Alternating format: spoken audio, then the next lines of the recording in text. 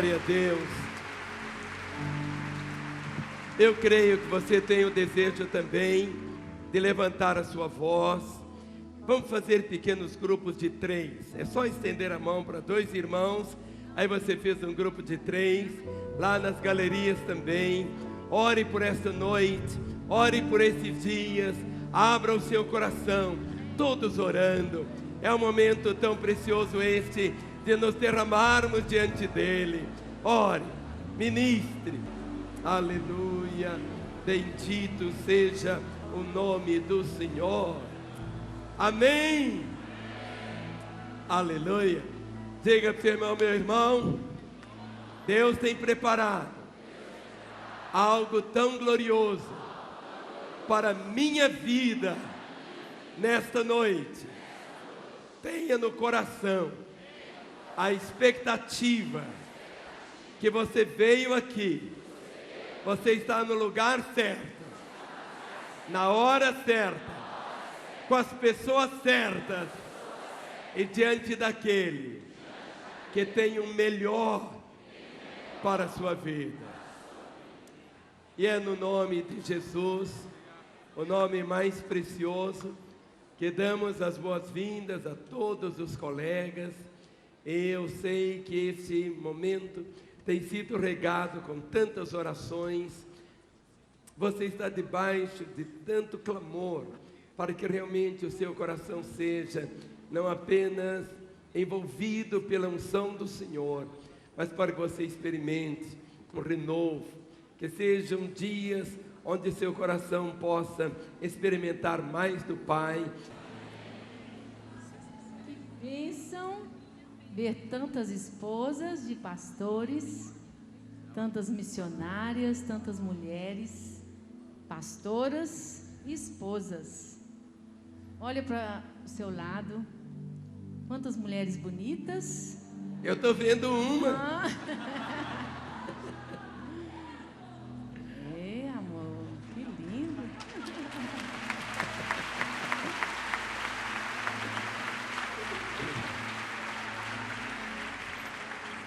Se você está do lado da sua esposa, dá uma olhadinha para ela e fale a mesma coisa. Você está tão linda hoje. Você está tão linda, mulher. Eu esqueci. Está maravilhosa. Minha irmã, é com muita alegria que recebemos você como esposa de pastor, como pastora, como uma líder, uma missionária nesta noite, durante esses dias, para abençoar a sua vida. Sei que esses dias serão dias de muita graça, de muita cura. Como nós mulheres e os homens também, como precisamos de cura, de ouvir a voz de Deus. Serão dias preciosos na presença do Senhor, dias de nos derramar, de chorar, de entrarmos mesmo, nos mergulharmos na glória do Senhor, de fazermos e experimentarmos coisas que nunca experimentamos. Eu quero. Uma coisa que eu ainda não experimentei foi entrar no mistério. Eu ainda quero. Aleluia! Dê brados de louvor ao Senhor nesta noite. Tu és digno, Deus. Tu és maravilhoso, Senhor. Iremos encher a terra de louvores. Aplauda mais forte ao Rei. Diga palavras que exaltam o seu santo nome. Ele é digno, digno, digno, digno. Recebe todo louvor, Senhor. Recebe toda honra, toda glória. Aleluia. Louvado seja o nosso amado Salvador. Tu és maravilhoso, Jesus. Nosso coração está realmente transbordando de alegria por ter chegado esta conferência. Damos realmente boas-vindas a todos vocês, pastores, pastoras, esposas, cônjuges, família ministerial reunida aqui de todo o Brasil. E eu sei que muita gente que está nos assistindo pela internet, pela Rede Super, nós cremos que fomos chamados como cabeça da nossa nação, da liderança da igreja. E se nós nesses dias formos curados, renovados, cheios do Espírito Santo, toda a igreja brasileira será abençoada. Diga aleluia! Por isso eu te convido, vamos celebrar desde já tudo que o Senhor fará no nosso meio nesses dias, amém? Dá uma olhadinha para o pastor, para a pastora que está aí do seu lado e diga, vamos celebrar? O Senhor é digno.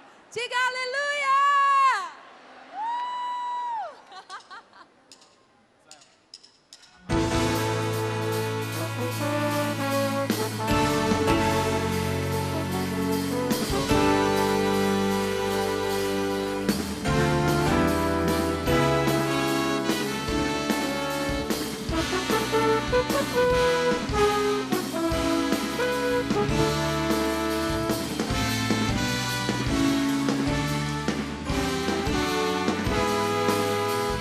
Pastores, um brado de vitória ao Senhor!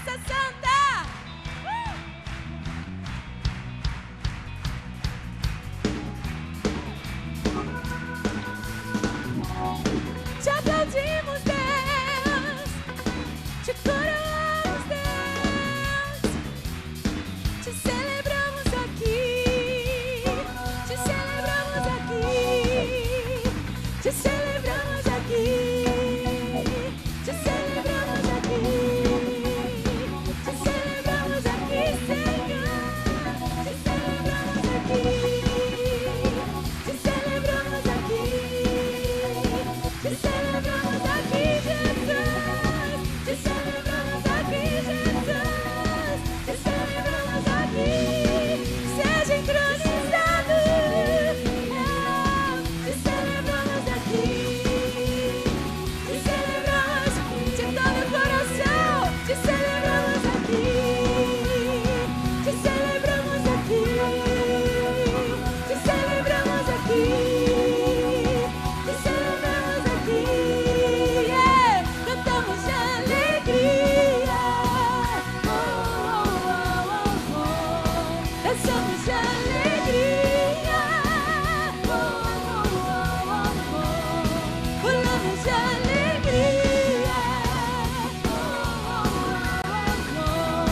gritamos de alegria,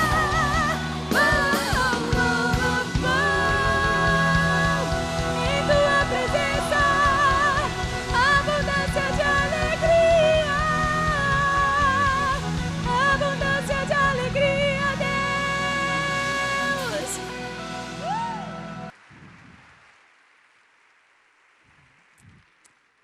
Só a Ana para fazer isso. Eu creio que não existe nada mais belo debaixo do universo do que a igreja de Jesus. Nada. Eu já devo ter celebrado mais de 1000 casamentos. Bem mais de 1000. Muitos que estão aqui, né, Círio, Yara, tanta gente. Mas cada momento que eu celebro um casamento, para mim o coração bate assim tão acelerado. Porque eu fico ali na frente e as testemunhas entram, as criancinhas entram, mas não é um impacto tão grande.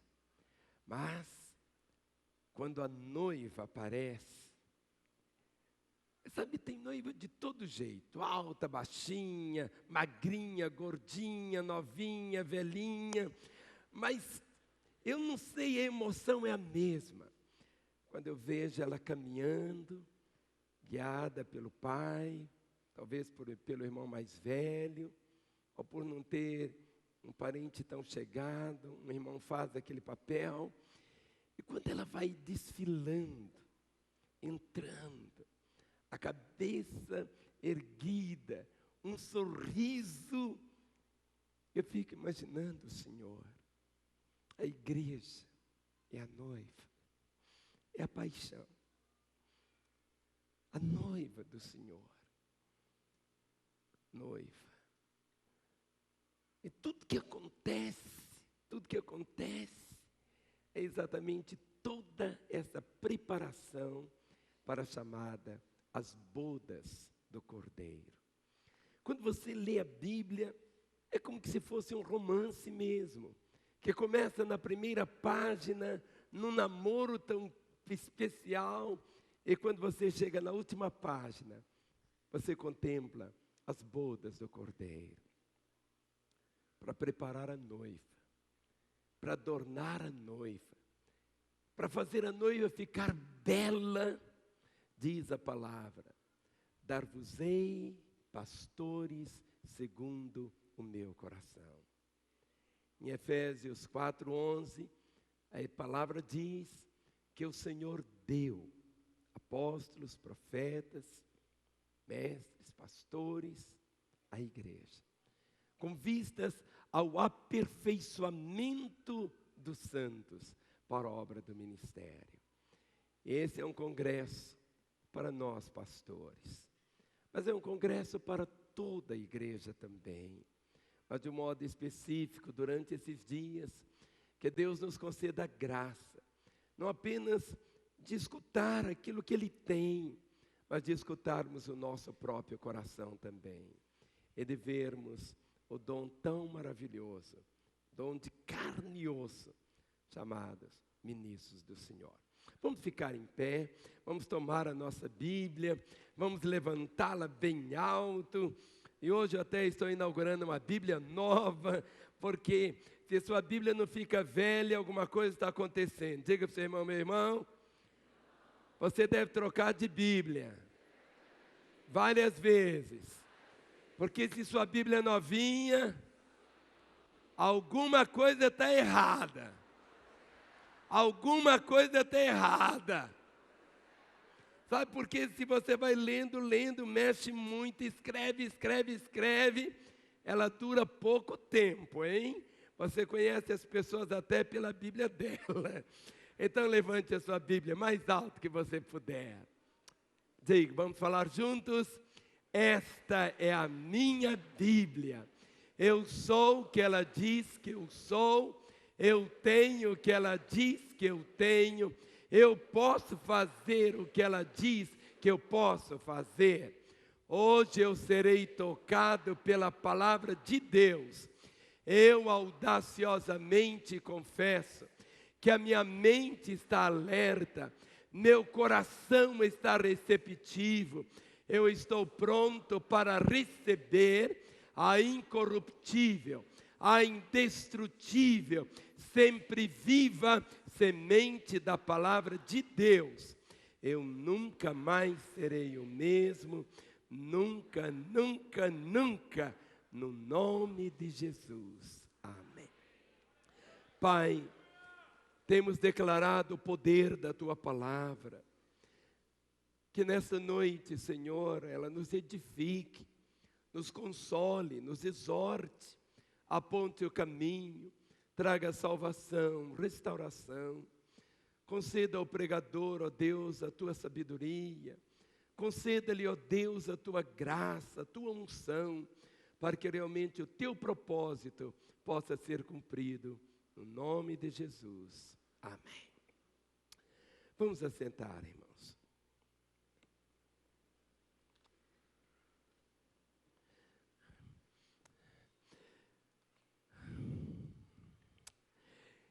Uma das coisas tão interessantes é que pastor não prega para pastor, né, Elias? Pastor dá testemunho. E os pastores já sabem tudo, não é assim? Mas existem momentos quando é tão bom a gente novamente rever, escutar e saber o carinho de Deus, o amor do Senhor e o propósito dele. Sabe, quando temos um encontro assim com o pastor, é algo tão gostoso. Quando a gente encontra um irmão, eu gosto de abraçar, gosto de beijar. Mas sabe, quando eu encontro um pastor, quantas vezes eu abraço, e aquele abraço fica assim tão forte. E muitas vezes a gente sorri naquele abraço. E muitas vezes a gente chora também. Algumas vezes as pessoas imaginam que o pastor é feito de um material diferente, que é um material tão insensível. O pastor chora, o pastor tem angústias, pressões, as mais terríveis que você puder imaginar. Em momentos como esse, quando pastores, nós estaremos juntos durante alguns dias, amanhã o dia todo, na quinta-feira o dia todo, na sexta-feira a manhã toda. Eu sei que de uma certa maneira, daquela de Deus, você veio porque Deus tinha um propósito para a sua vinda. E que durante esse tempo, Ele estará ministrando em sua vida, e você estará ministrando em nossas vidas também. Se houve um homem, que até hoje todos nós somos apaixonados por ele, foi Davi. Ao ponto de Deus falar assim, esse homem é um homem segundo o meu coração. Ao olharmos para ele, percebemos que foi um homem que passou por situações assim tão terríveis. Momentos assim de picos tão elevados e muitas vezes tão profundos assim, situações horrorosas.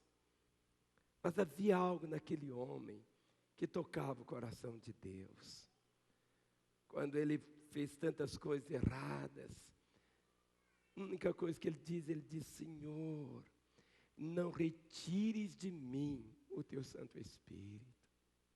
Senhor, não retires a unção, porque se eu perdê-lo, eu perdi tudo. Só pode levar o trono, pode levar o que for, pode levar tudo. Mas não tire, Senhor. Não tire a unção da minha vida.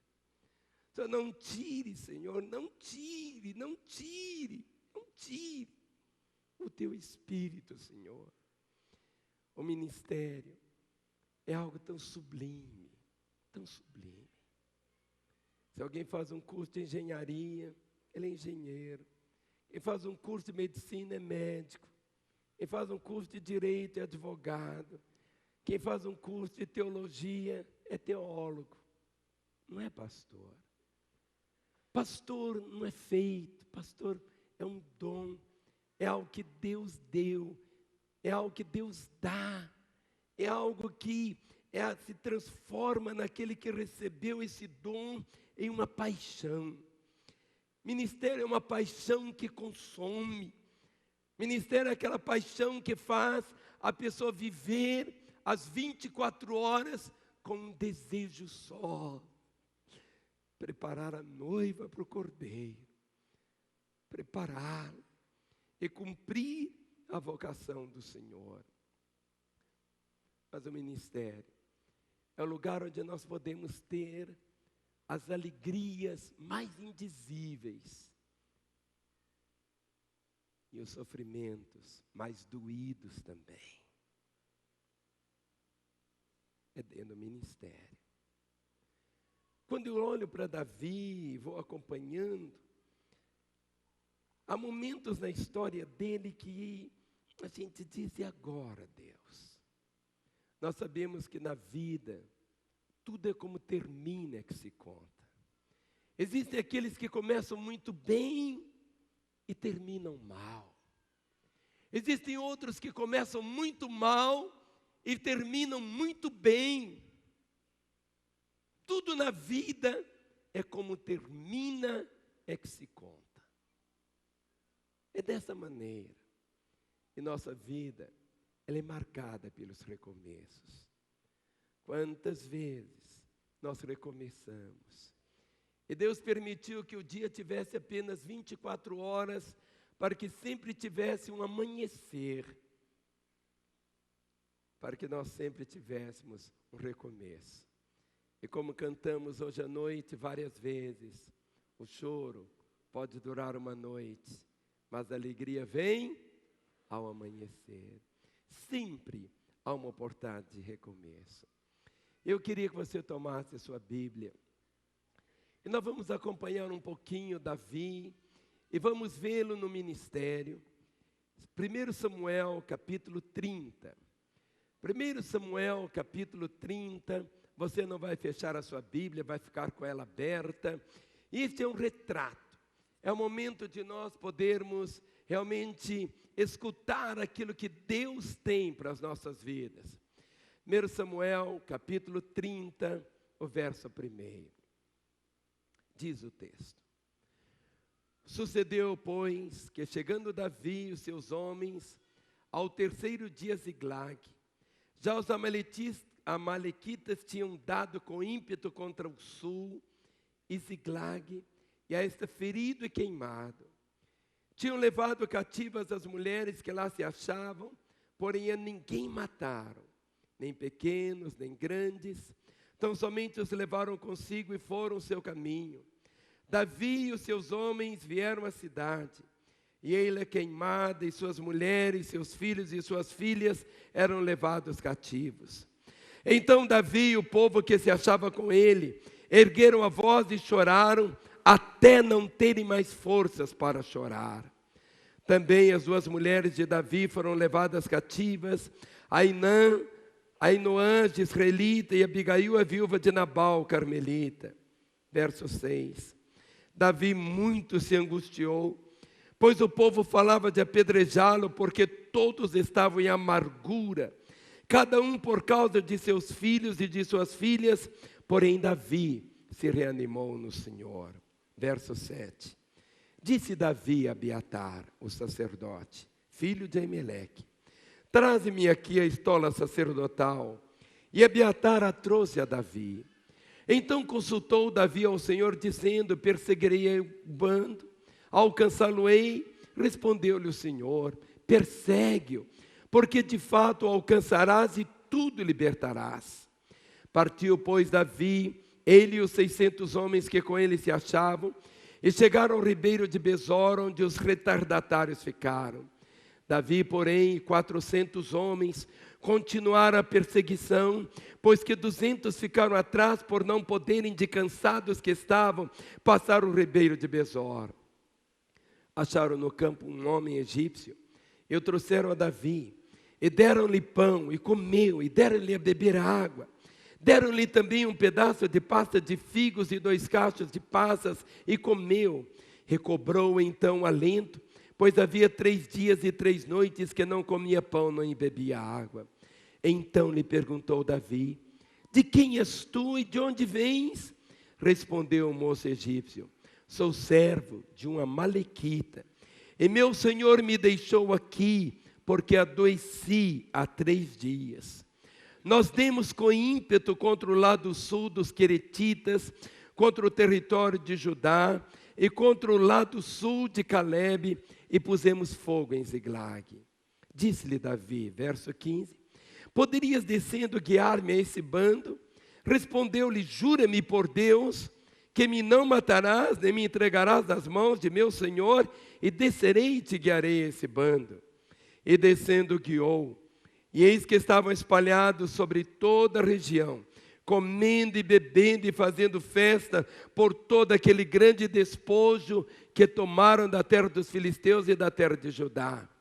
Feriu-os Davi, desde o crepúsculo vespertino até a tarde do dia seguinte, e nenhum deles escapou, senão só 400 homens que, montados em camelos, fugiram. Assim Davi salvou tudo quanto haviam tomado os amalequitas. Também salvou as suas 2 mulheres.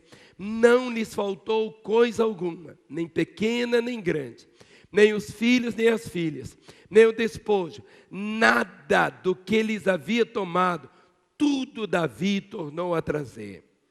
Também tomou Davi todas as ovelhas e o gado, e o levaram diante de Davi e diziam: este é o despojo de Davi. O versículo de número 19 diz: tudo Davi tornou a trazer. Vamos falar? Tudo Davi tornou a trazer. Outra vez. Tudo Davi tornou a trazer.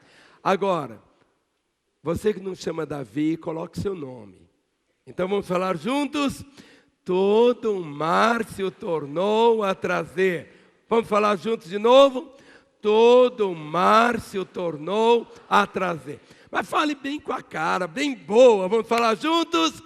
Todo o mar se tornou a trazer. Então bata no ombro do seu irmão, fale com ele. Todo o mar se tornou a trazer. Outra vez.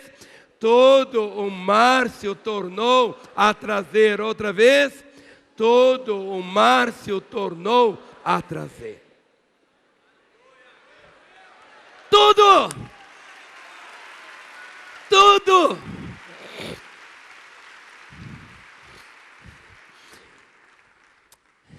Eu não sei, eu já experimentei isso.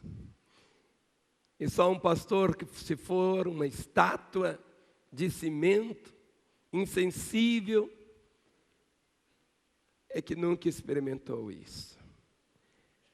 Você já perdeu alguma coisa assim tão preciosa, mas tão preciosa, que quando você viu aquela perda, aquela situação, aquele conflito, você chegou, caiu na cama e não conseguiu fazer outra coisa a não ser chorar, chorar, chorar, chegou a chorar. Mergulhar o rosto nos lençóis e chorar. E chorar até esgotar as lágrimas. O pastor chora. E chora muito. Satanás inventou uma coisa dizendo que homem não chora. Mas o homem que foi mais homem sobre a face da terra, que foi Jesus, tem um versículo como uma placa dizendo: Jesus chorou. Jesus chorou. Não só as mulheres que choram. Minha mulher é a mulher mais chorona que eu conheço. Se ela está alegre, ela chora e derrete. Se está triste, chora e derrete.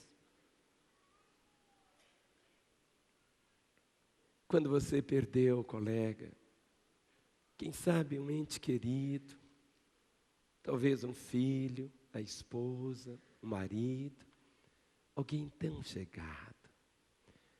Quem sabe foi aquele sonho que você acalentava tanto, da igreja, do seu ministério, da graça, da unção, e situações aconteceram, tudo ficou tão avacalhado, tão confuso, e você simplesmente começou a chorar.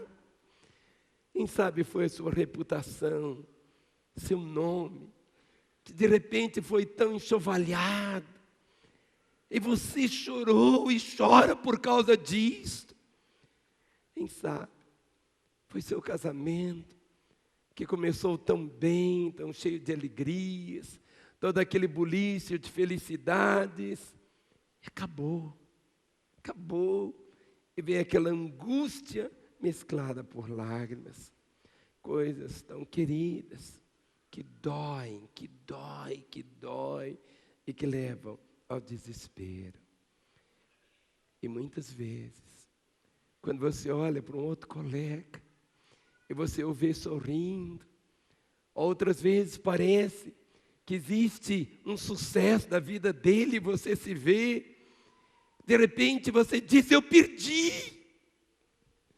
E Satanás começa a alimentar essa angústia de uma forma tão terrível, dizendo: você perdeu. E a pessoa passa a viver semanas cultivando esse sentimento. Conheço histórias de pastor que suicidou no púlpito da igreja por causa do peso, da angústia, da perda no seu coração. Davi era esse homem que Deus amava. E ele amava Deus. Davi estava vivendo um dos melhores momentos da sua vida. Ele estava lá no ápice. Ele não estava no trono ainda. Mas ele já era reconhecido. A unção estava sobre a vida dele. Ele era aquele guerreiro valoroso. Seus soldados o admiravam. Era um homem que as pessoas olhavam para ele e diziam: ele é o cara. E de fato era. Pessoas que não davam nada, ninguém dava nada para elas. Pessoas que eram fugidas da polícia, disso e daquilo. Pessoas desgraçadas. Esse homem dentro de uma caverna chamada de Adulão, um lugar feio, frio, talvez cheio de morcegos. Multidões chegavam ali. E o que tinha naquela caverna? Apenas um homem. Era Davi. Essas pessoas vinham. Ele abraçava, beijava, restaurava, cuidava. E brotava uma paixão tão grande, que quando você vai lendo a história, só de Davi suspirar um dia e falar assim: estou com sede. Que saudade das águas lá de Belém. Só de manifestar um sentimento assim. 2 dos seus soldados vão, enfrentam a morte. E quando trazem a água para Davi, ao invés dele beber, ele disse: não, eu não posso fazer isso. Isso foi amor demais por mim. Esse amor só pode ser demonstrado a Deus. E ele derrama aquela água diante do Senhor. Era um grupo unido. As pessoas estavam prontas a darem até a sua própria vida por ele. Davi era esse homem desse jeito. Estava assim apaixonado. Mas quando lemos aqui o texto, descreve de uma forma tão terrível a desolação que Davi enfrentou. Ele estava vindo da batalha, da guerra. Mas ele não vinha derrotado. Ele vinha cheio de vitórias. E nós sabemos que uma guerra não é uma batalha que define a guerra. É a última batalha. Tudo na vida é como termina que conta.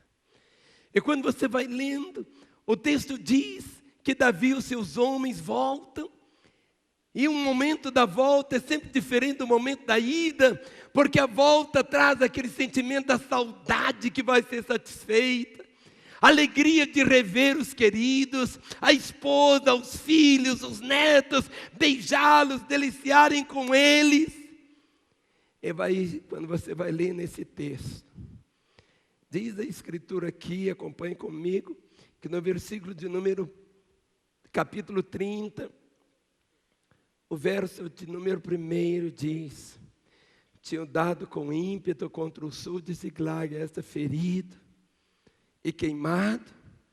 Tinham levado cativo as mulheres que lá se achavam, porém ninguém mataram, nem pequeno nem grande, tão somente os levaram consigo e foram seu caminho. Davi e seus homens vieram à cidade, e ei-la queimada, e suas mulheres, seus filhos e suas filhas eram levadas cativos. Tudo o que ele tinha construído tinha virado cinzas. Tudo. Quando Davi chega em Ziclag, não tinha sobrado nada. Não tinha sobrado nada. Vamos falar? Não tinha sobrado nada. Durante anos construiu. Durante anos a família foi erguida. E agora aquele momento tão terrível que não tinha sobrado nada. Quando viram de longe apenas fumaça subindo, com certeza todos correram.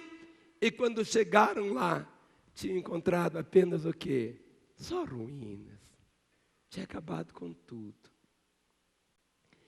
Quantas vezes na história, no ministério, existem momentos quando você, com toda alegria, tem recebido a graça de Deus no ministério, o trabalho está florescendo, 1000 coisas acontecendo, seu coração cheio de alegria. Numa viagem você chega, desmoronou tudo, acabou tudo.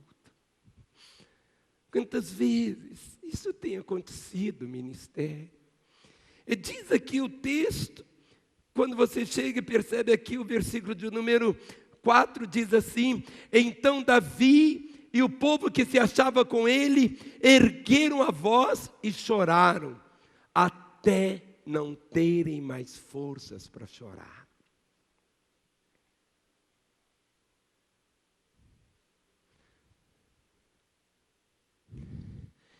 Diante de perdas,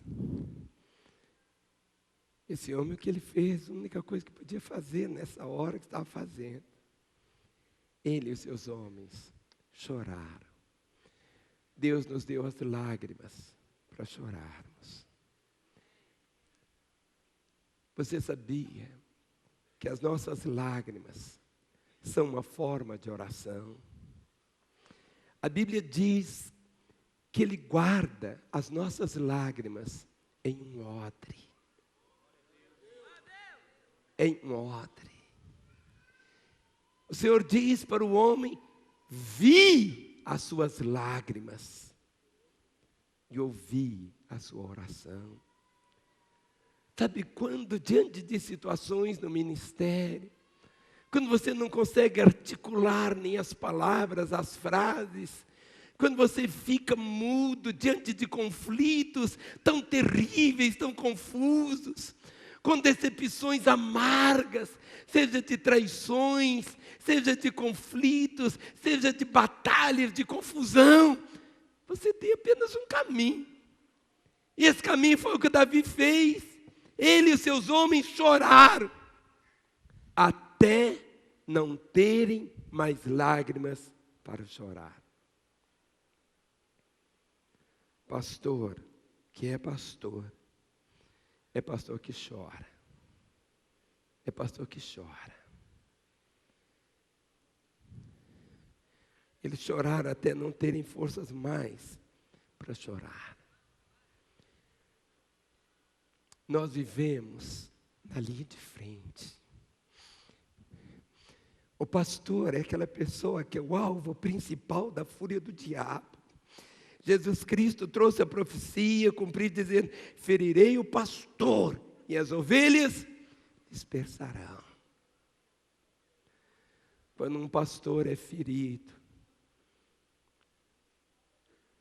quando não existe uma intervenção divina, quando não existe uma situação para restauração, as ovelhas vão embora, as ovelhas dispersam, a desgraça toma o seu lugar de uma forma tão terrível. E Davi estava vivendo esse momento tão confuso na sua vida nessa hora. Mas a única maneira de viver aquilo que Davi viveu e alcançar a vitória, que nós repetimos, Davi trouxe tudo de volta. Ele fez 4 coisas. A primeira delas, identifique o inimigo. A primeira coisa que ele buscou foi identificar o inimigo. Por quê?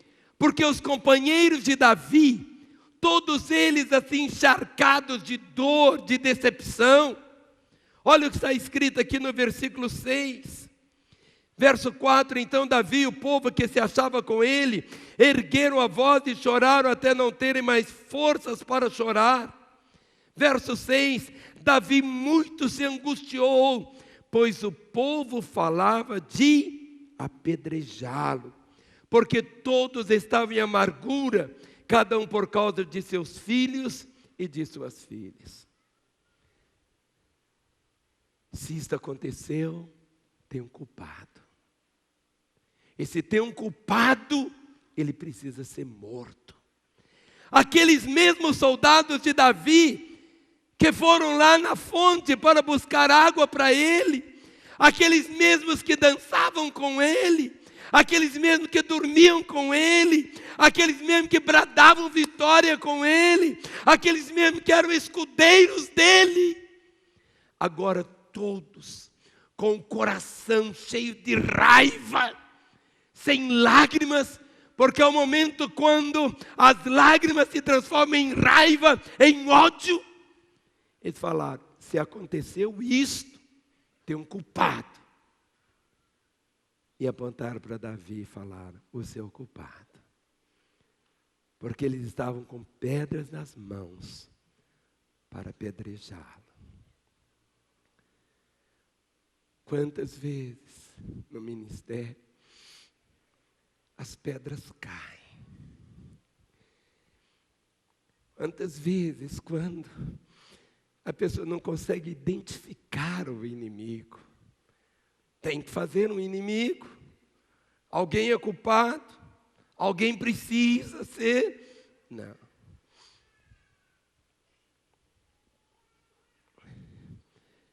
Algo que nós como pastores jamais podemos esquecer, que a nossa luta não é contra carne e sangue. Bata no ombro do seu irmão, aperte ele e diga, meu irmão, se você é de carne e sangue, você nunca é meu inimigo. Se você pusesse a mão no ombro do seu irmão e ele afundasse, era um demônio.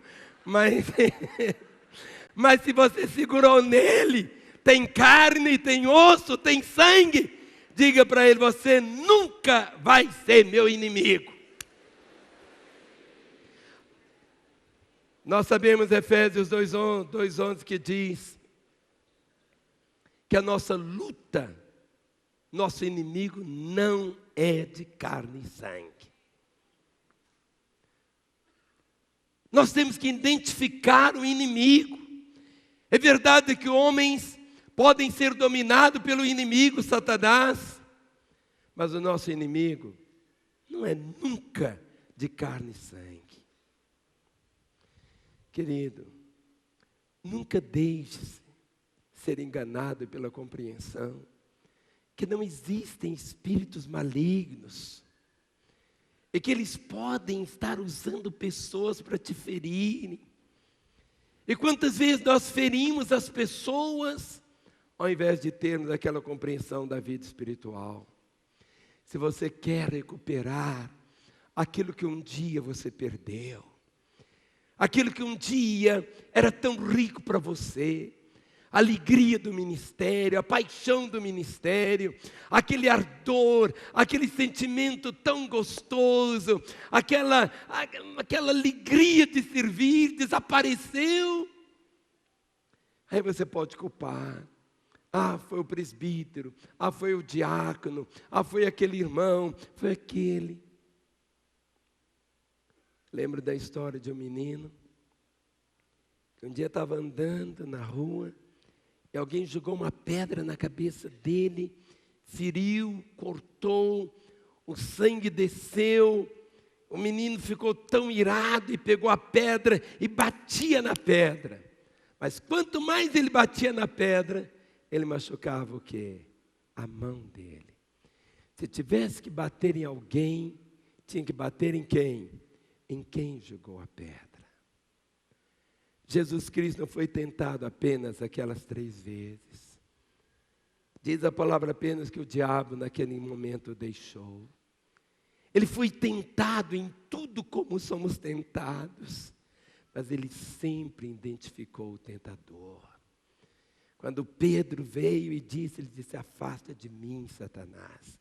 Não era o Pedro ali, mas naquela hora ele estava sendo usado pelas trevas para impedir que o Senhor cumprisse o propósito dele. Seu inimigo nunca é de carne e osso.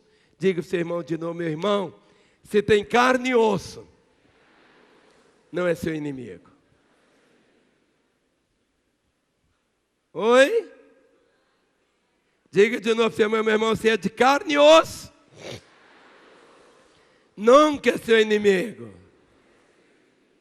Você falou com a vozinha meio engasgada, mas é mesmo. Os amigos dele. Eu fico imaginando Davi ali. Davi tinha perdido a casa dele, os filhos, esposa, igual todos os outros. E os outros todos ali estavam prontos para trazer isso a Davi. É tão diferente. Olha por que aconteceu isso. Davi se angustiou, pois o povo falava de apedrejá-lo, porque todos estavam em amargura. E quando a pessoa está em amargura, ela permite que a amargura vá crescendo, e a amargura vai lançando raízes.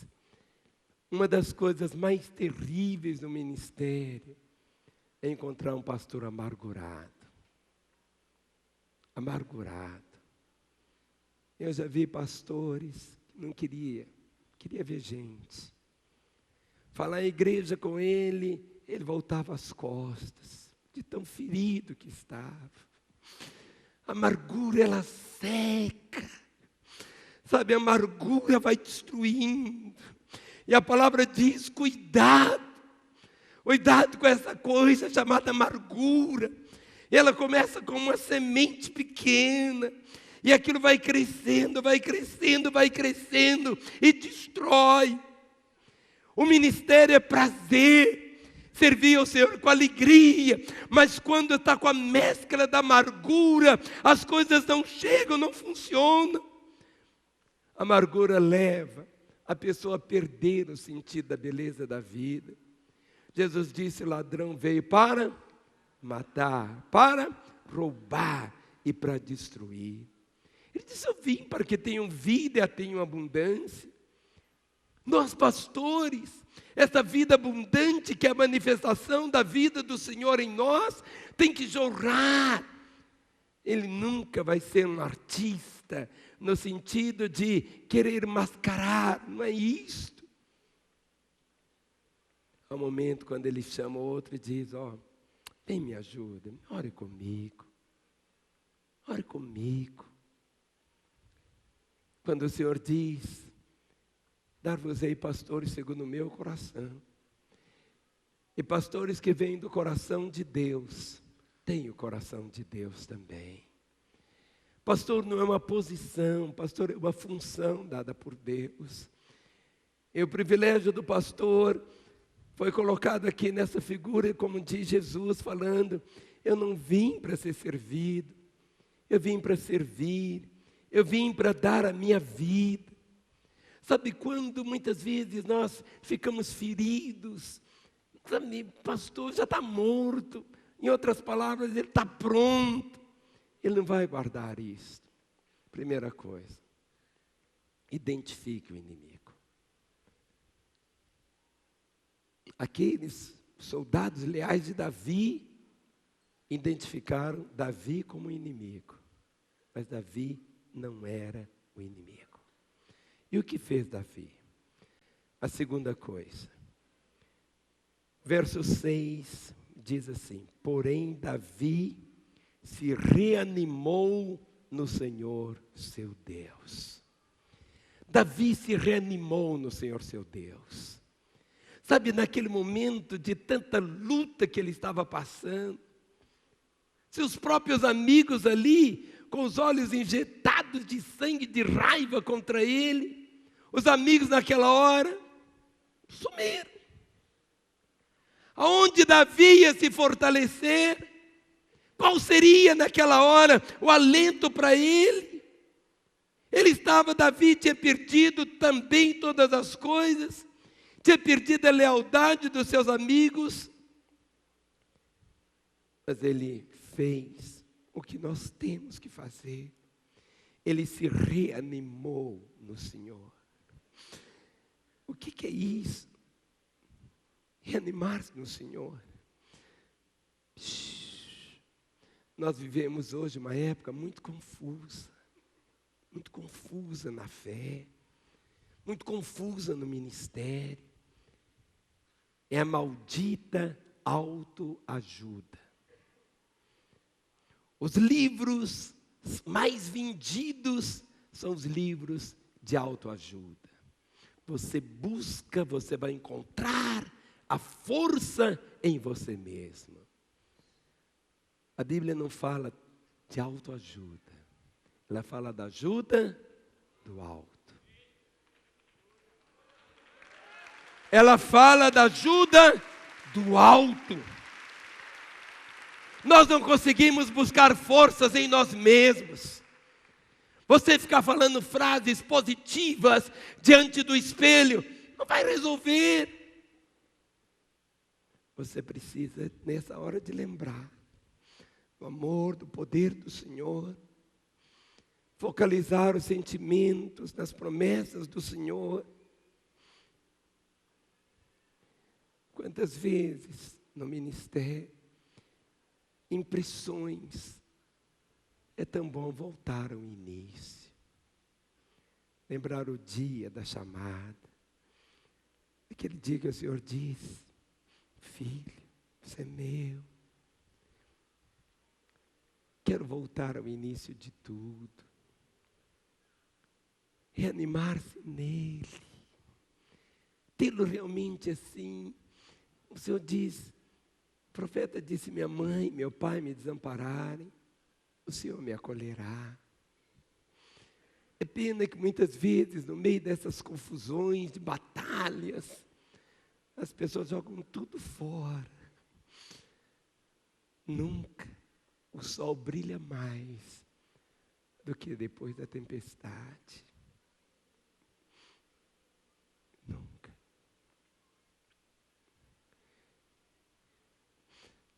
O único que pode reanimar o pastor é quando ele se volta novamente para a palavra e ele diz: Deus, está doendo. Se Davi fosse procurar os amalequitas para buscar ajuda, os amalequitas iam acabar de arrebentar com ele. Mas diz o texto, ele se reanimou no Senhor. Aquela atitude. Sabe, Deus, Ele vê o final desde o princípio. Ou seja, Deus, a compreensão que temos é que Ele tem tudo sob o controle. E quando você vai lendo a Escritura, e à medida que você vai vendo, chegando à parte final, e você vai vendo que Ele venceu, quem tem a palavra final na história é Deus. Vamos falar? Quem tem a palavra final na história é Deus. É Ele. Pode aplaudi-lo. É Ele. Ele tem a palavra final da história.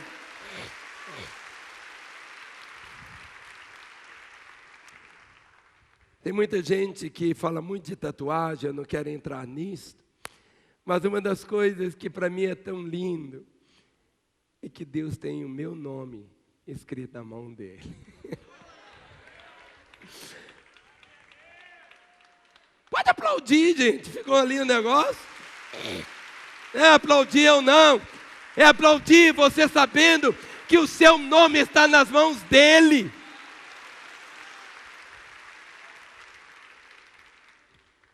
Eu conheço pessoas que tatuaram o nome da namorada e fizeram uma tatuagem enorme. O namoro acabou, ele casou com a outra e ele carrega aquela tatuagem. Mas quando você lembra, Deus, meu nome está escrito em tuas mãos, Senhor. Isso traz ânimo, traz ânimo. A palavra diz, e hoje nós cantamos, quero trazer a memória que me pode dar esperança. Sabe, quero trazer a memória que me dá esperança. Ou seja, no meio da noite, nesses momentos assim, de conflitos, muitos acham que pastor é aquela pessoa que é pregador, quem tem... Não, pastor é gente, pastor é para cuidar de gente. Muitos dizem assim, se eu fosse um pastor eloquente como fulano de tal, querido, quantas vezes o eloquente é mais, entende, não é isso. Quanta gente é gogó puro, é diferente. Nós temos aprendido algo. Nós temos um seminário aqui na igreja. E uma matéria que eu leciono é a matéria caráter e integridade do líder. Nós temos aprendido aquelas 4 verdades tão simples. Que a intimidade traz a santidade traz a autoridade, e a autoridade nos leva à conquista. O nosso chamado primeiro é esse, é a intimidade com Deus. O nosso ministério é fruto apenas daqui, a intimidade. O homem foi criado para a intimidade com Deus. Tudo que Deus quer do homem é Ele, nem o trabalho do homem. Quando Deus fez o homem e colocou no jardim do Éden, Ele não pôs uma enxada na mão do homem. Ele pôs a sua mão na mão do homem para ficar passeando com ele no entardecer. Deus queria o homem.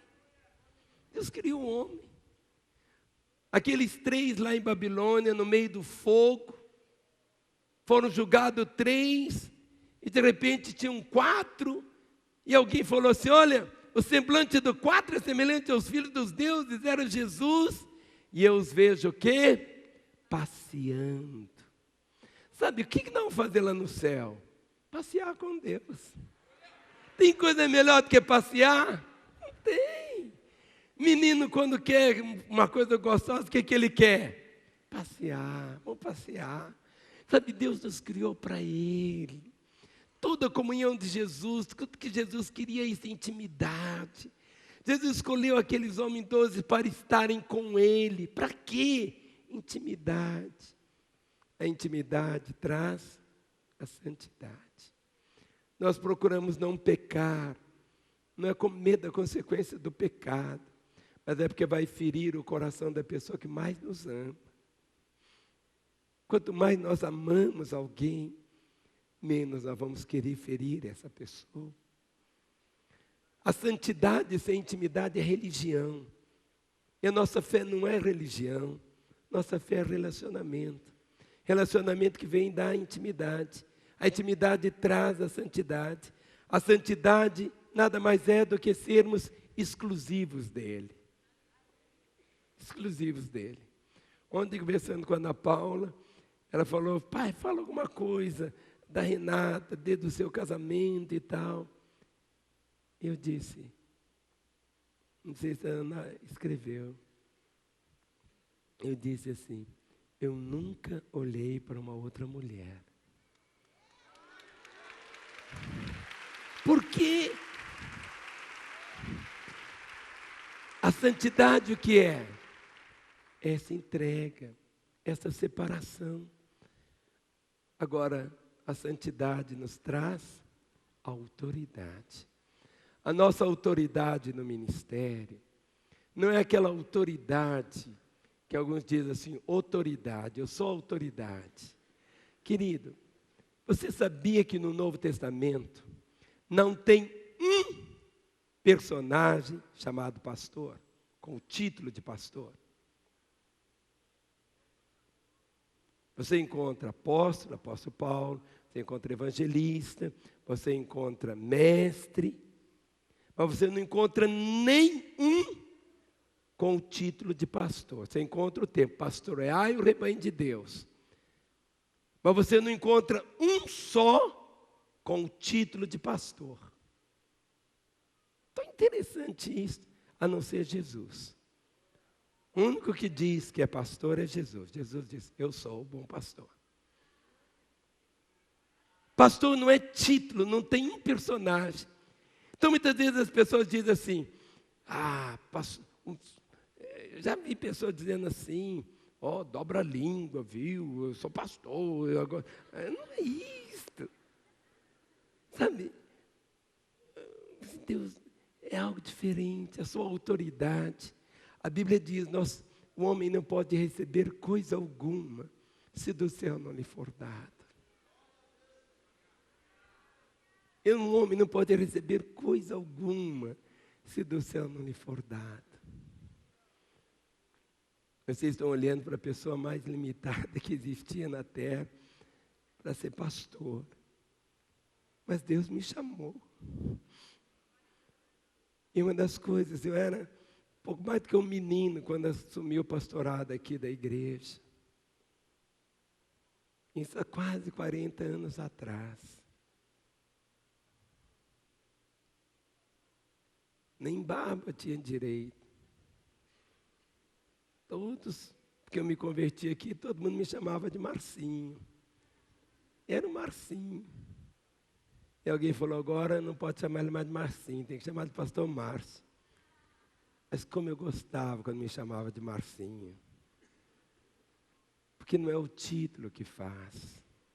Se te chamar, querido, tudo bem. Você é livre para isso. A sua autoridade. Se Deus te deu, Deus deu. A palavra diz, o homem não pode receber coisa alguma se do céu não lhe for dado. Se Deus deu, quem dá é Deus. Se Deus te deu, Deus deu.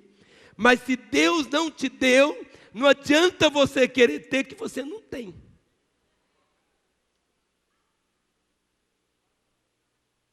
Você só tem o que Deus te deu.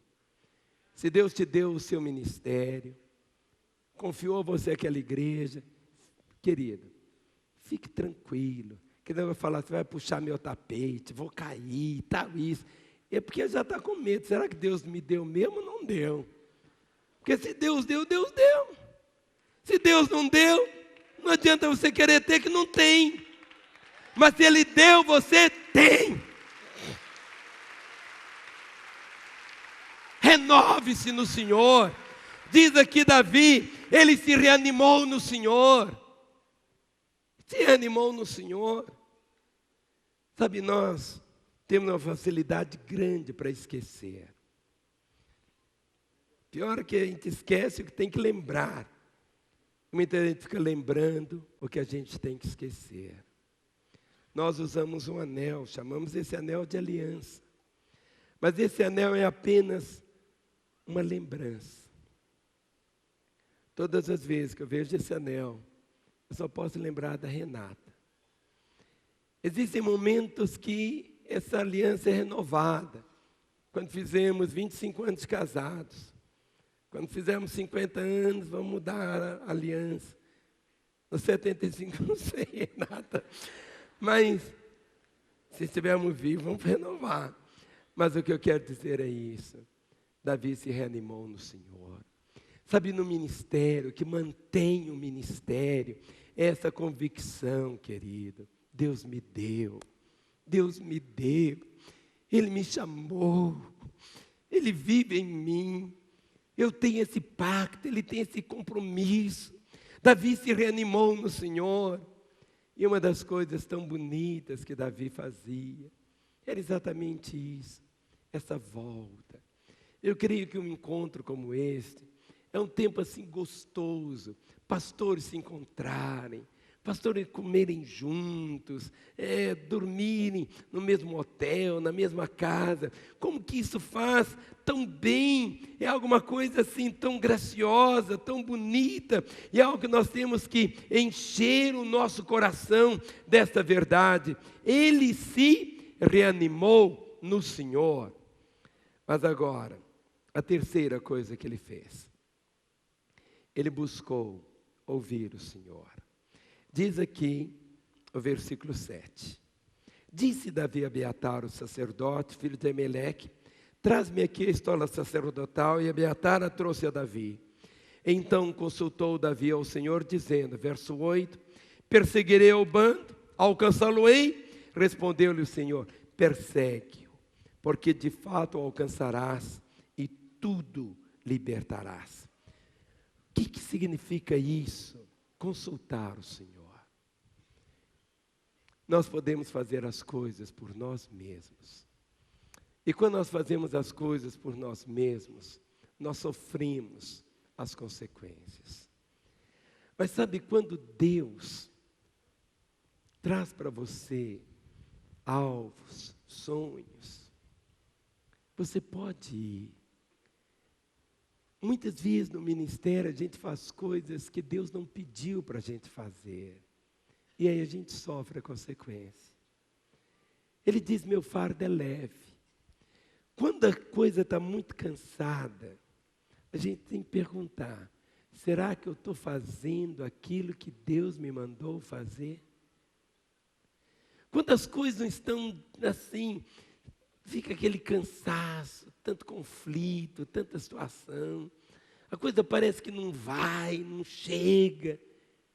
Eu tenho que perguntar a Deus, eu estou fazendo aquilo que o Senhor pediu que eu fizesse? Porque Deus nunca vai nos pedir para fazer algo. Ele nunca vai pedir para nós subirmos lá em cima sem colocar a escada para nós subirmos. O que nos mantém nessas horas é essa compreensão se aquilo que nós estamos fazendo foi Deus que mandou a gente fazer. Se aquilo que nós estamos construindo é Ele que ordenou que nós fizéssemos ou foi apenas alguma coisa para nós mesmos.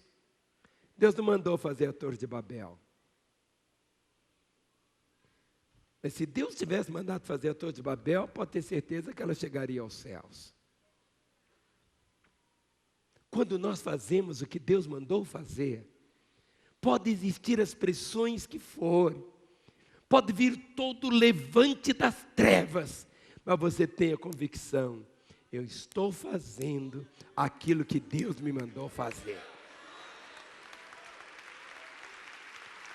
Você pode ir, Muitas vezes empreendimentos, alguns olham aqui para a igreja da Lagoinha, falam, a igreja da Lagoinha é uma igreja grande.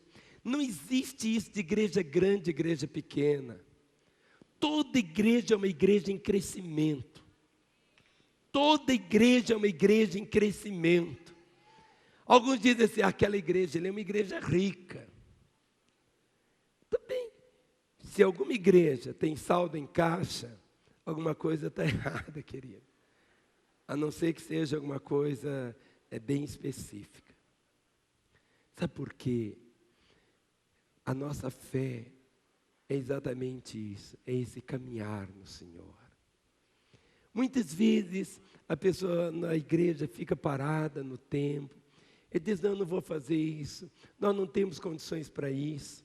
No momento quando a pessoa diz, nós não temos condições para isso, ele faz uma proclamação que realmente não tem condições para aquilo.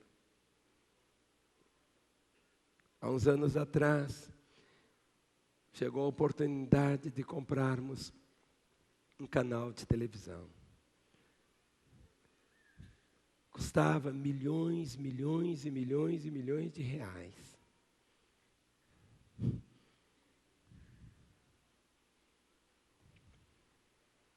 Milhões de reais. Mas veio aquela convicção, é isso. Nos primeiros meses, foi logo depois da eleição do Lula, no primeiro mandato, a correção das prestações era 1% de juro, 1%, mais o IGPI. Como é que chamava o negócio, Sandra? IGPI. Só que nos primeiros meses o IGPI foi para 24% no mês.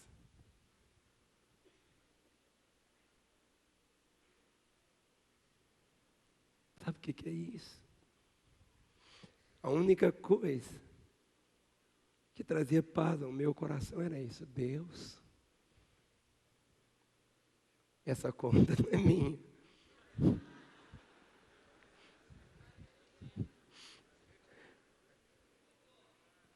E vinha aquelas pressões de Satanás zombando. E Satanás rindo das maneiras assim mais escabrosas possíveis.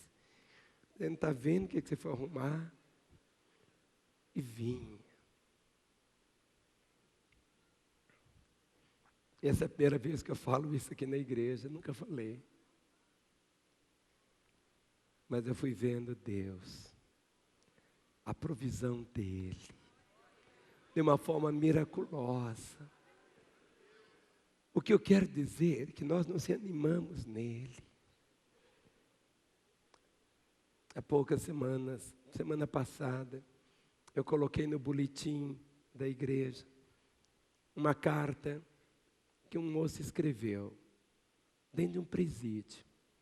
Nós estamos colocando um aparelho de televisão desse, não nos presídios, mas na cela dos presídios. Cada cela, cada cela, cada cela, cada cela. Nessa hora que eu estou aqui, não sei quantos estão assistindo. Esse aparelho não tem jeito de mudar de canal, ele só fica nele. Não tem jeito dele assistir outra coisa. Às 24 horas, ele está ali. E o moço conta a história. Uma história de desgraça, da vida. Passou anos numa vida tão errada. Quando ele sai da cadeia, não encontra. A mulher tinha ido embora com outro homem. Os filhos na maior desgraça. Ele não encontrou nada. Volta novamente para o crime. Vem, fica preso aqui, bem pertinho. E quando ele chega, a vida, aquela situação, o que ele faz? Toma o lençol, transforma o lençol numa corda, e quando ele está pronto para se enforcar, ele volta os olhos para a televisão. Era um culto. E naquele culto, Deus vai falando ao coração dele. Ele vai recebendo o amor de Jesus. As lágrimas chegam, o coração se rompe. E quando você vê como ele terminou de escrever aquela carta, aquilo volta para mim, no sentido, é como se Deus estivesse falando, filho, se não tivesse aquele momento, esta vida, hoje não estaria comigo nos céus.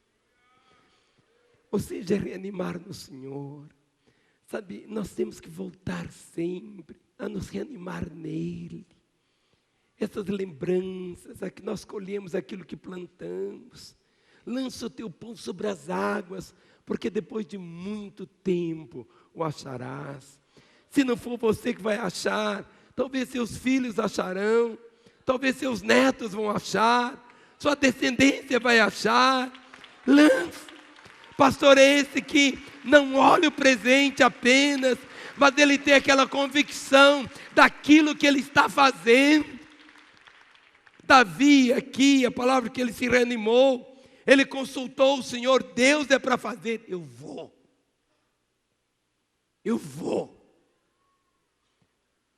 Não existe nada que seja grande demais para o poder do Senhor. Como não existe nada que seja pequeno demais para o amor do Senhor. Nós aqui em Lagoinha estamos orando e buscando até 31 de dezembro de 2020, 10% da cidade. 10%. Apenas aqui. Anteontem, eu estava almoçando com os nossos irmãos indianos. Eles moram em Mumbai. A cidade tem 10 milhões de habitantes. Eu fui perguntando a eles sobre a igreja deles, eles foram falando, foram contando. E eles falaram assim, nós temos um alvo, uma paixão lá na nossa igreja. Eu falei, qual é? Aí eles falaram assim, de alcançar 10% da cidade. A cidade deles tem 10 milhões de habitantes. A igreja deles já tem 100 mil membros.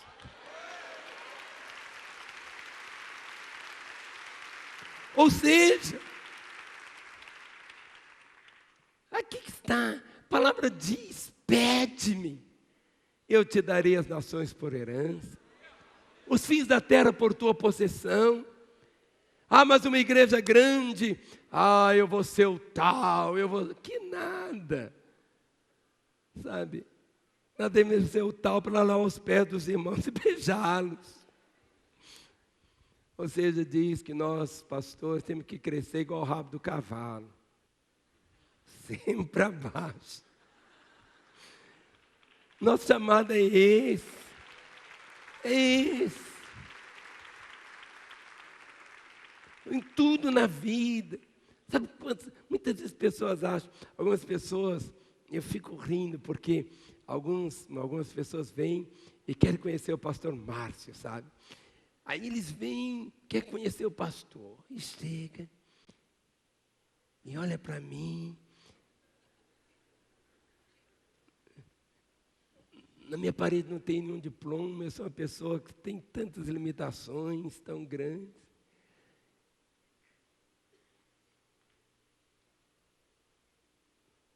E ele sai e pensa assim, se Deus pode fazer com um sujeitinho como esse, quanto mais comigo. É o que Deus quer fazer, filho. Ou seja, é isso que Ele quer. Sabe, ministério. O ministério é uma coisa simples demais, e ao mesmo tempo complicada demais. Ser pastor é um referencial. Aqui no nosso seminário a gente ensina algo, porque existe uma máxima que diz que o pastor tem que pregar, tem que viver o que prega. Ele tem que viver o que prega. Tem sim. Mas nós falamos um pouquinho diferente. Prega o que você vive. É mais fácil. Jesus pregava o que vivia. É mais fácil. É verdade que você tem que viver o que prega. Entenda o que eu estou dizendo. Mas sabe, tudo que você tem que ser, que as pessoas querem, se você puder ser um eloquente pregador, seja, querido, seja. Se você puder gritar e pular, quebrar púlpito, quebre púlpito mesmo. Não tem problema nenhum, não. Mas agora, deixe a sua vida refletir o modelo do Senhor. É isso. O pastorado é isso. Davi, ele ouviu o Senhor. O Senhor diz, Davi, vai. Vai, Davi. Davi disse, perseguirei o bando, alcançá-lo-ei. Respondeu-lhe o Senhor, persegue, porque de fato o alcançarás. Mas agora olha o versículo 9.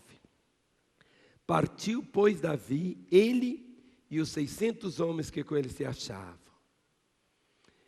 Há um fenômeno hoje muito interessante. Até mais ou menos 40 anos atrás, normalmente as igrejas tinham um pastor. Falando dentro de um contexto batista, era um pastor, e quando tinha outro, o nome dele era chamado Socó. Aí perguntava, você é pastor? Ele dizia, não, eu sou Socó. Então era co-pastor. Então ele dizia, eu sou Socó. Socó. Mas hoje é um pouco diferente. Uma igreja para desenvolver, uma das primeiras coisas que o pastor deve fazer é abrir mão de querer ser o único pastor da igreja. E aí vem uma situação que ele vai precisar de outros. E é toda uma caminhada. Davi disse, eu não vou sozinho. Esses 600 aqui, eram aqueles 600 que um dia estiveram com pedra nas mãos.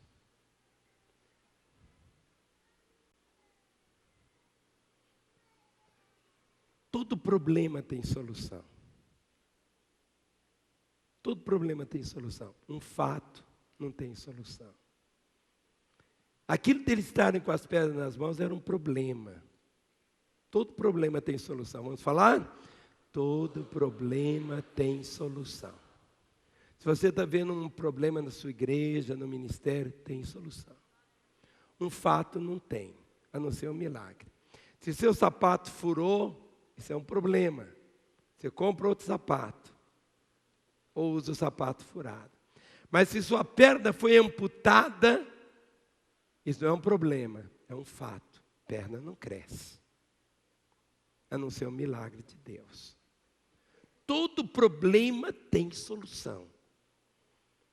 E tanto é prova que esse pessoal aqui, esses 600 que Davi chamou, eram aqueles 600 que tinham pedra nas mãos antes. Nós temos que crer que aqueles que um dia tentaram nos apedrejar, podem novamente ser companheiros leais no ministério. Podem. Nós não podemos julgar fora. Nós temos que crer nessa verdade. Nós temos que entender isso. O ministério ninguém faz sozinho. Ninguém. A não ser que ele quer ficar lá na igreja dele. Tem 28 membros há 38 anos. Os 28 estão ali. Tudo bem, ele sozinho vai dar conta. Mas se ele tem a visão, Senhor, o que queres que eu faça? O Senhor diz, vai, recupera o que o diabo levou. E o diabo levou, nós temos uma dívida para com todos os povos. Ou seja, nós não podemos ficar aquietados dizendo, não, meu ministério é esse. Alguns dizem assim, pastor, eu não concordo muito com esse negócio de quantidade, eu quero é qualidade. Mas vem cá, uma mulher doente, ela pode ter muitos filhos. Aqui na igreja nós temos uma mulher que era tão sadia, que teve 23 filhos. O que eu quero dizer é isso. Vá. Agora, desses 600, olha o versículo 10. Davi, porém, e 400 homens continuaram a perseguição, pois que 200 ficaram atrás, por não poderem, de cansados que estavam, passar o ribeiro de Besor. Você pode começar com 600, mas alguns têm o seu limite diferente do seu. Nem todos vão na sua pegada. E Davi não meteu o pau nesses, não. 1/3 ficou para trás. E Davi disse: fica aqui, fique. Eles ficaram. E a última coisa, lute. Lute até recuperar tudo. O verso 17 diz: feriu-os Davi, desde o crepúsculo vespertino até a tarde do dia seguinte. E diz o texto: e nenhum deles escapou. Recupere. Lute. Na igreja normalmente é assim. Se a igreja está vivendo um momento bom, não é o momento do pastor sair. Se está vivendo um momento ruim, não é o tempo dele sair. Em outras palavras, é ele ali. Um ministério longo, ele tem dois resultados. Ou mata a igreja, ou a igreja avança. O pastor no ministério longo tem que ter essa convicção. Muitas vezes a pessoa sai e volta. É como se fosse uma família que sempre tivesse um novo pai em cada 3, 4 anos. Eu respeito igrejas que fazem isto, mas é tão difícil ela desenvolver. Hoje, eu estou celebrando casamentos das criancinhas que eu apresentei. Ou seja, eu estou celebrando casamento dos filhos, dos netos de nenéns, que acho que eu apresentei. Ou seja, é isso. Muitas vezes você pode ficar velhinho. Imagina um velhinho em casa, só os irmãos falam assim: papai está em casa. Dá uma tranquilidade. Sabe, a sua presença, vai chegar um dia que você vai ficar velhinho. Tudo que você vai ser é apenas uma inspiração. Assim é a vida, assim é o ministério, assim é a caminhada. Mas algo que você tem que fazer, a última coisa que Davi fez foi isso. Ele lutou. E o verso 18 diz: assim Davi salvou tudo quanto haviam tomado os malequitas. E diz: também salvou as suas 2 mulheres. Não adianta salvar para os outros e não salvar a você mesmo, a sua família.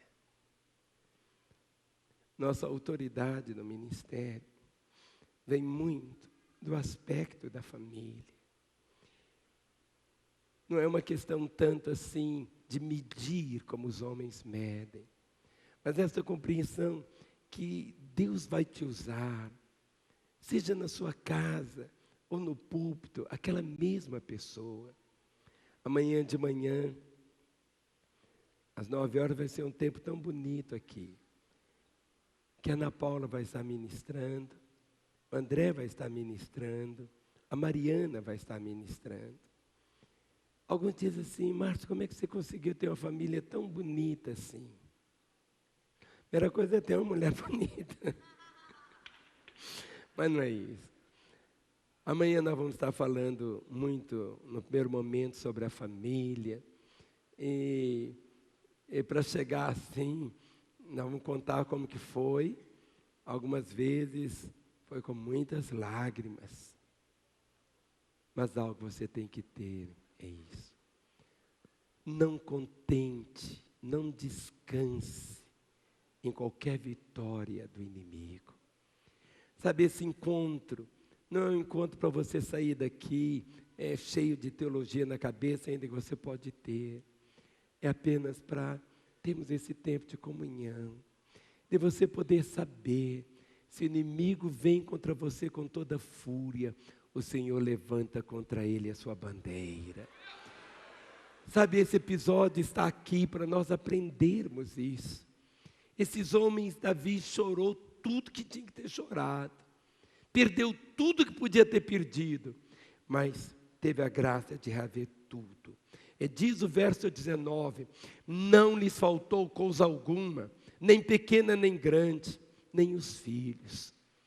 Querido colega, se você perdeu seu filho, quem sabe sua filha está longe, quem sabe seu neto está longe, quem sabe seu genro está longe. Este tempo aqui vai ser esse tempo de buscarmos isso. Não lhes faltou coisa alguma, nem pequena, nem grande, nem os filhos, nem as filhas, nem o despojo. Nada do que lhes havia tomado. Tudo Davi tornou a trazer. Tudo aquilo que ele levou. Se ele levou o seu ânimo no ministério, se ele levou o sorriso do seu coração, se ele levou a fé para você realizar grandes coisas para a glória de Deus, se ele roubou de você o prazer do ministério, quando você vai chegando domingo, você espera, Deus, faz chover, faz alguma coisa, para eu não ir, que eu fico com um piriri, dor de barriga, alguma coisa, para não ir, porque eu não aguento. Se esse prazer de estar na casa, de estar com os irmãos, se você não gosta de gente, pastor tem que gostar de gente, de cheiro de gente, de abraçar a gente, beijar a gente. Que isso seja restaurado nesses dias. Tudo que Deus quer, vamos nos colocar em pé, irmãos. Nós não estamos reunidos só para ouvir pessoas tão maravilhosas como Elias Dantas, como John Mulinde, como tantos preletores que estarão aqui falando. Nós estamos aqui para aprendermos uns com os outros. Vamos dar nossas mãos, queridos. Deus não faz acepção de pessoas. Se Ele pôde fazer com Davi, Ele quer fazer com você também. Ele quer fazer comigo. Há um tempo de chorar. E muitas vezes de chorar, até não ter mais lágrimas para serem choradas. Há um tempo quando muitas perguntas chegam. Eu tenho aprendido que murmurar significa, se eu estivesse no lugar de Deus, eu faria diferente. Murmurar é isso. Se eu estivesse no lugar de Deus, eu ia fazer diferente. Nós não entendemos. Paulo não entendia. Ele disse, olha, para que eu não me ensoberbecesse, Deus permitiu um mensageiro de Satanás. Espinho na minha carne. Está ali. Quem sabe esse espinho pode ser sua sogra, não sei. Pode ser aquele irmão que está ali, que você diz, meu Deus, leve-o logo. Mas Deus diz, vai ficar aí ao seu lado, para você ser isso que eu quero que você seja. Situações. E o Senhor diz, Paulo, minha graça te basta. No ministério que nos mantém é isto. É a graça do Senhor. O que é a graça? É aquilo que eu preciso, mas eu não mereço. O ministério não é resultado dos meus méritos, da minha cobrança de Deus, mas é apenas a minha entrega a Ele. O homem não pode receber coisa alguma se do céu não lhe for dado. Levante a mão do seu irmão. eu vou prosseguir. Cheguei até aqui e não vou desistir.